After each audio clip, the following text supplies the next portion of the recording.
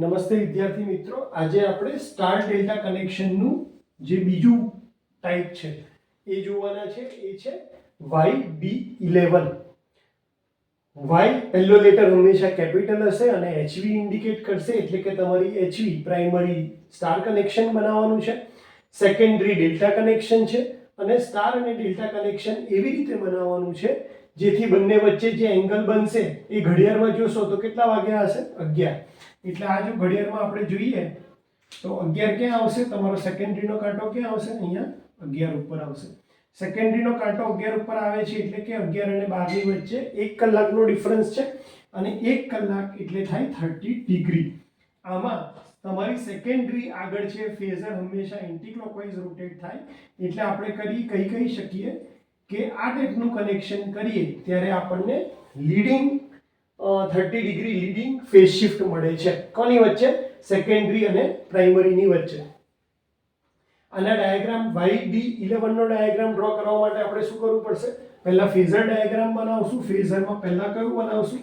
તો ફેઝરમાં પહેલા star diagram બનાવશું. રેફરન્સ માટે લાઈન સ્ટ્રેટ અને અહીંયાથી 120 ડિગ્રી અપાર્ટ કનેક્શન લેવાના છે ઇનપુટમાંથી, એટલે ઉપર લખી દેશું A1. ઉપર A1 આવશે તો અહીંયા થઈ જશે A2. અહીંયા આવશે B1 એટલે અહીં અંદર આવી જશે B2. અહીંયા આવશે C1 એટલે અહીંયા આવશે C2. અહીંયા એરો દેખાડી દેશું.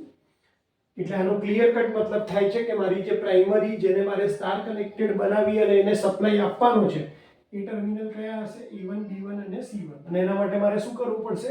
A2, B2 અને C2 ને શોર્ટ કરવું પડશે. તમે આને શોર્ટ કરશો એટલે તમને અહીંયા ન્યુટ્રલ કનેક્શન મળી જશે.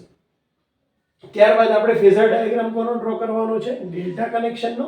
ડેલ્ટા બનાવવું હોય પણ સિમ્પલ ડેલ્ટા બનાવવાનો નથી. કઈ રીતે બનાવવાનો છે? તો કે એવી રીતે બનાવવાનો છે જેથી કેટલા વાગે? 11 વાગે, એટલે 30 ડિગ્રી લીડિંગ મળે.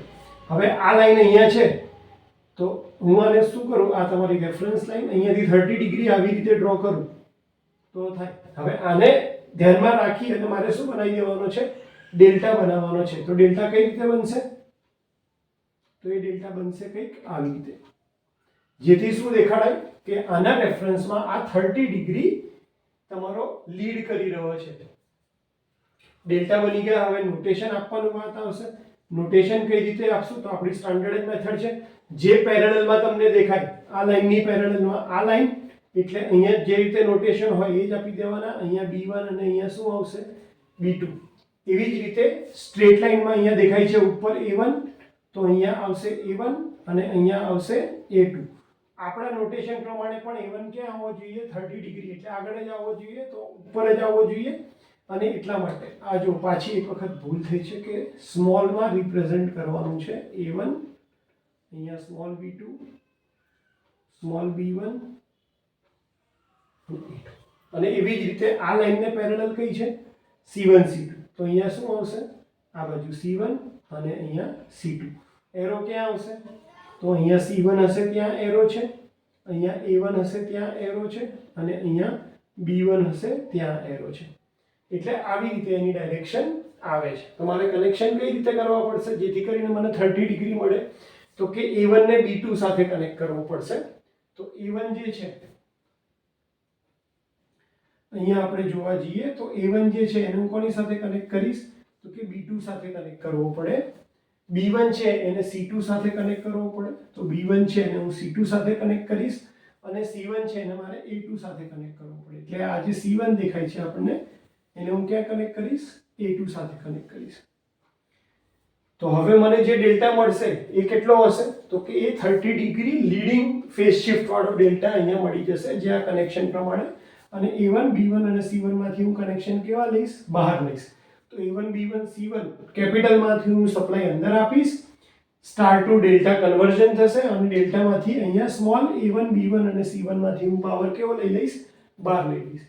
તો આ હતું સ્ટાર ડેલ્ટાની અંદર YB11 નું કનેક્શન કે જેમાં તમારે આ બધાના મીનિંગ સમજાવવાના હોય, ઘડિયાળમાં એ ડ્રો કરીને સમજાવવાનું હોય કે કેમ 30 ડિગ્રી બન્યું, ત્યારબાદ એનો ફેઝર ડાયાગ્રામ બનાવવાનો હોય કે એમાં પ્રાઇમરી અને સેકન્ડરી એટલે કે HV અને LV વચ્ચે આ 30 ડિગ્રીનો શિફ્ટ થયો એ બતાવવાનું છે.